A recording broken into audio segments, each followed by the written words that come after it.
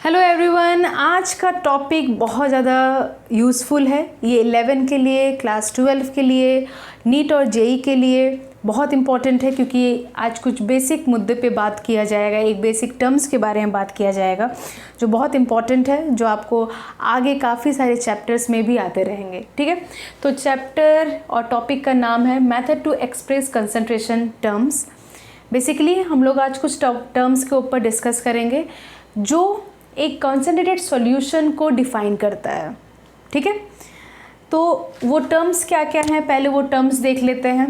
सबसे पहले हम लोग बात करेंगे मोलैरिटी के ऊपर। ठीक है, जिसको डिनोट करेंगे हम लोग कैपिटल एम से। दूसरा हम लोग बात करेंगे नॉर्मलिटी के ऊपर, जिसको हम लोग डिनोट करेंगे कैपिटल एन से।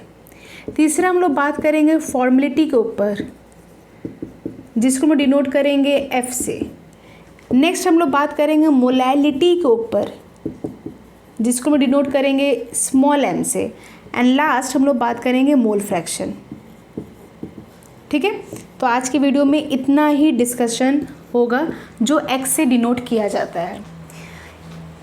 ये स्टार्ट करने से पहले काफ़ी स्टूडेंट्स लोग का डाउट होता है बेसिकली ये है क्या, मतलब कि ये क्यों टर्म्स है, किस लिए है।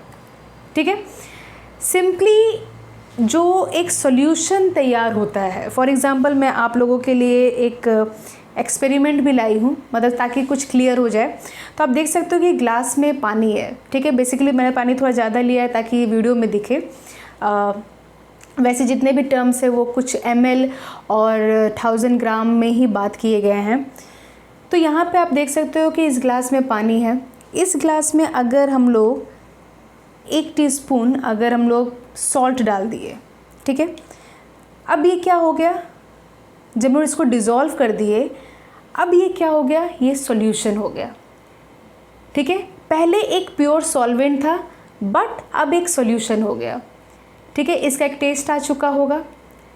बेसिकली ये एक कॉन्सेंट्रेटेड सॉल्यूशन हो गया। यहाँ पे तो आप देख सकते हो कि पानी मैंने ज़्यादा लिया है, लेकिन जब यही पानी कुछ ml में लिया जाता है और उसमें जब 1 मोल ऑफ अ सब्सटेंस या ग्राम इक्विवेलेंट ऑफ सब्सटेंस डाल के डिज़ोल्व किया जाता है, एक सॉल्यूशन तैयार किया जाता है, तो उस सॉल्यूशन का जो कॉन्सेंट्रेशन तैयार होता है, उस कॉन्सेंट्रेशन को बताने के लिए ये सारे टर्म्स यूज़ किए जाते हैं। ठीक है, तो बेसिकली हम लोग इस सॉल्यूशन का जो टर्म्स है, जो कि हाँ ये कितना कॉन्सेंट्रेटेड बना, ठीक है, या कितना ये आपका इसका जो भी मतलब कितना इसका कॉन्सेंट्रेशन है, कि ये जो सॉल्यूशन तैयार हुआ है इसमें सॉल्ट कितना है, कि इसमें वाटर का कितना कॉन्सेंट्रेशन है। तो ये सब चीज़ जो इसके बारे में जो स्टोरी बताया जाता है, वो स्टोरी कुछ इस टर्म्स को यूज़ करके बताया जाता है। ठीक है, तो एक एक करके हम लोग कुछ टर्म्स को पढ़ेंगे। तो सबसे पहला जो हम लोग टर्म्स पढ़ने वाले हैं वो है normality.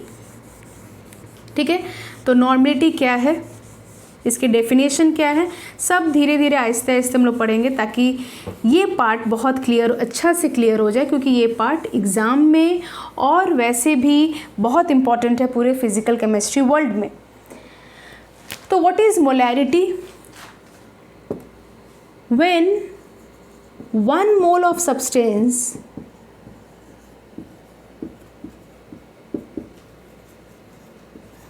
dissolve in per liter of solution। ठीक है, पर लीटर ऑफ सॉल्यूशन, उसको हम लोग क्या कहते हैं, मोलैरिटी। ठीक जैसे मैंने अभी बताया कि कुछ सॉल्ट मैंने पर लीटर ऑफ सॉल्यूशन में डिज़ोल्व कर दिया, तो यहाँ पे जो सॉल्यूशन तैयार हुआ है, ठीक है, ये जो आपका वाटर का जो सॉल्यूशन तैयार हुआ है, ये आपका किससे डिनोट किया जाएगा, मोलैरिटी से डिनोट किया जाएगा। ठीक है, अगर वो सॉल्ट हम लोग 1 मोल के फॉर्म में लेंगे, देन उस 1 मोल ऑफ सॉल्ट को जब हम लोग इस वाटर में डिज़ोल्व किए, जो सपोज़ कर लीजिए 1 लीटर ऑफ वाटर लिया गया है, तो अब जो ये सॉल्यूशन तैयार हुआ है इसको हम लोग किससे डिनोट करेंगे, हम लोग मोलैरिटी से डिनोट करेंगे। So when 1 mole of a substance dissolve in per litre of solution is called molarity. तो अगर इसका इक्वेशन आप देखो तो इक्वेशन क्या बनेगा, so m equal to, can we write mole of solute, ठीक है, डिवाइडेड बाय वॉल्यूम।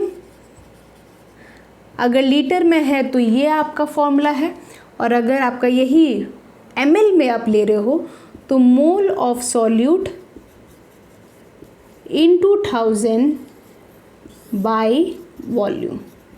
ठीक है, और अगर इसको हम लोग और इलेबोरेट करके लिखें तो क्या आएगा, वेट ऑफ सॉल्यूट, सॉल्यूट का weight, remember this, divided by molecular weight of solute into 1000 by volume of solution. ठीक है, तो इसको हम लोग क्या कहते हैं, मोलैरिटी। क्लियर, होपफुली आप लोग को ये क्लियर हो गया होगा। नेक्स्ट हम लोग बात करेंगे नॉर्मलिटी के ऊपर। नॉर्मलिटी भी कुछ इसी प्रकार का है, चलो देखते हैं कि क्या चेंजेस आएगा।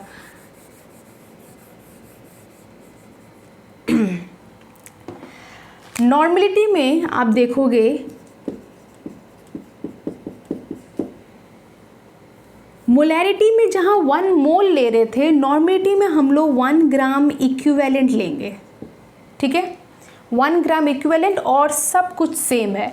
सो when 1 gram equivalent of substance dissolve in per litre of solution, वो डिफाइन करता है नॉर्मलिटी को। मतलब अगर जो आप सॉल्ट लिए थे, अगर उस सॉल्ट को हम 1 ग्राम इक्विवेलेंट में ले रहे हैं, इक्विवेलेंट वेट आप लोग जानते होंगे बेसिकली क्या होता है, equivalent weight is equal to molecular weight by N factor. ये आपको पता होगा, N factor means valency factor. ठीक है, इसके बारे में हम लोग इक्विवेलेंट वेट के बारे में आगे जाके थोड़ा और एलोबरेट करके डिस्कशन करेंगे। अभी के लिए इतना जान लो कि इक्विवेलेंट वेट क्या होता है, molecular weight bye valency factor. तो जब इसी पर लीटर ऑफ सॉल्यूशन में जो सॉल्ट हम लोग लिए वो अगर ग्राम इक्विवेलेंट वेट के फॉर्म में लिए हैं, ठीक है, तो उस ग्राम इक्विवेलेंट वेट सॉल्ट को जब डिज़ोल्व किए तब अब जो ये सॉल्यूशन तैयार हो रहा है उसको हम लोग किससे डिफाइन करेंगे, नॉर्मलिटी से डिफाइन करेंगे।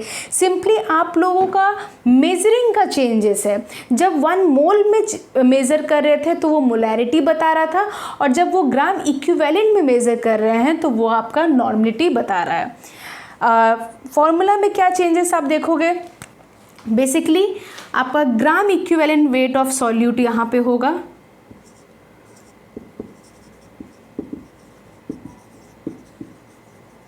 ठीक है,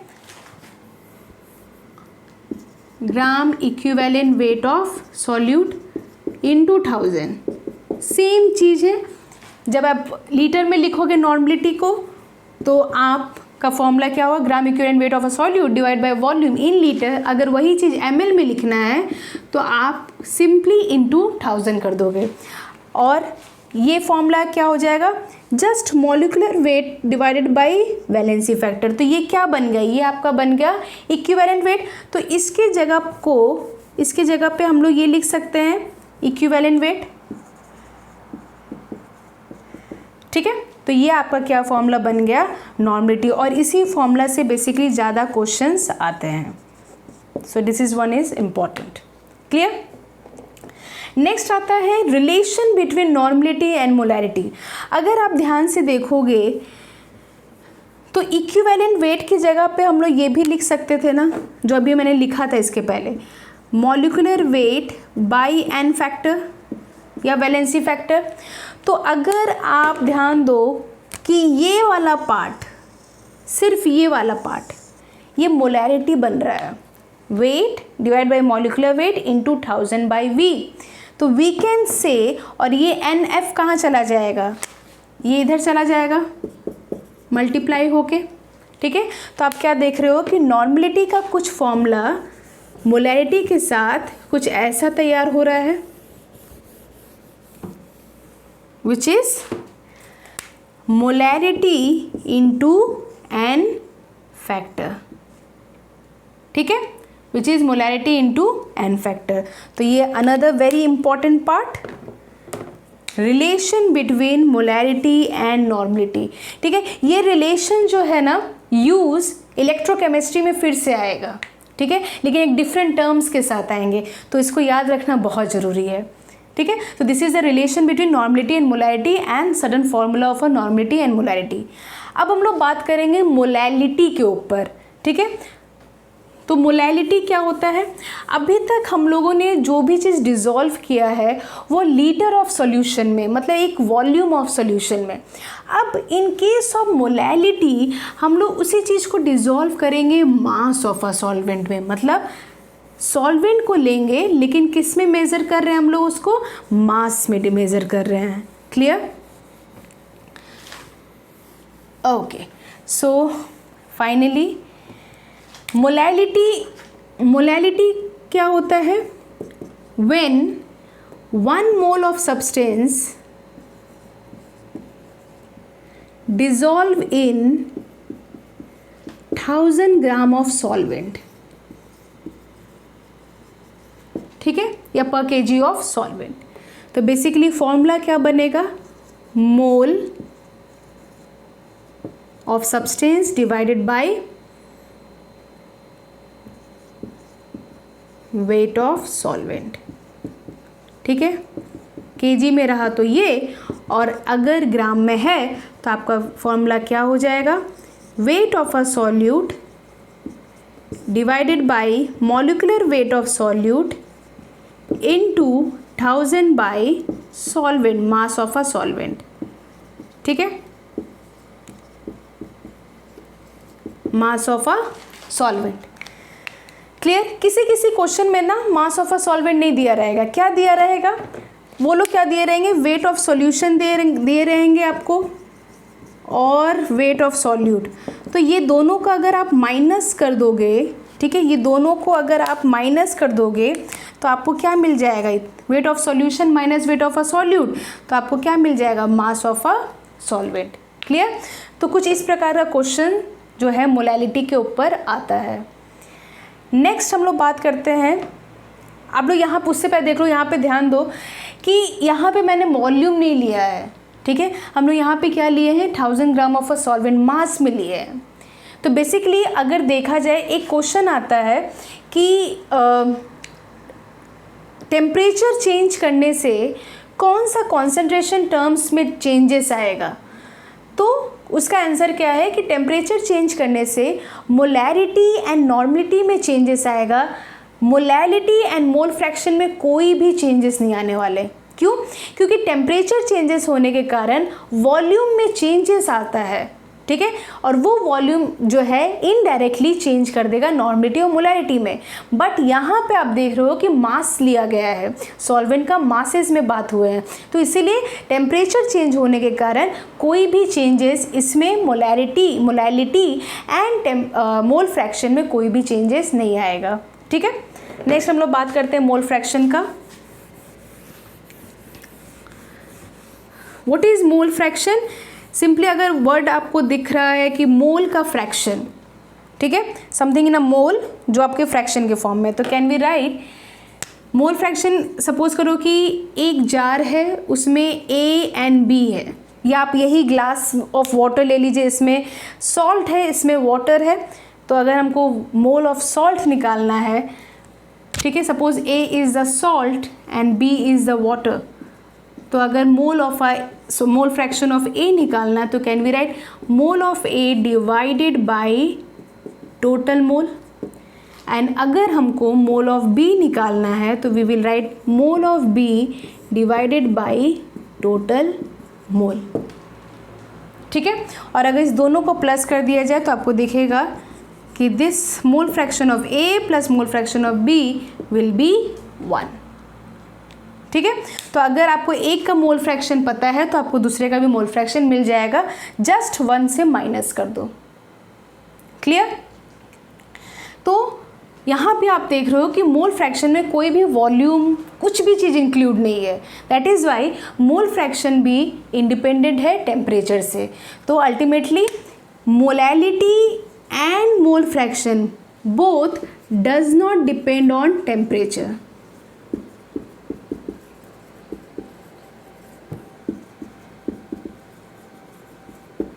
ठीक है, ओके। एक थ्योरेटिकल क्वेश्चन है जो आप लोगों के लिए मैं यहाँ पे दे रही हूँ, प्लीज़ उसको आंसर करने की कोशिश करिएगा। क्वेश्चन क्या है देख लो।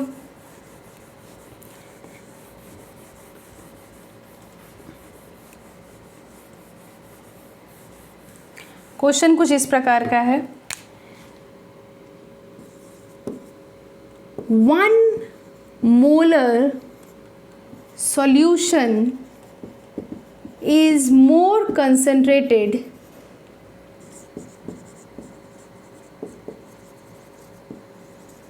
than 1 molar solution। ठीक है, वर्ड पे ध्यान दीजिएगा। पूछा है कि क्यों 1 मोलर सॉल्यूशन जो है ज़्यादा कंसनट्रेटेड है 1 मोलर सॉल्यूशन को। ठीक है, थोड़ा सा सोचना, आंसर करने की कोशिश करना, बहुत अच्छा इसका आंसर भी आएगा। ठीक है, तो आज के लिए सिर्फ ये वीडियो थोड़ा थ्योरेटिकल बेसिस था, सिर्फ एक एक्सप्लेन मुझे करना था कि बेसिकली कंसंट्रेशन टर्म्स क्या है।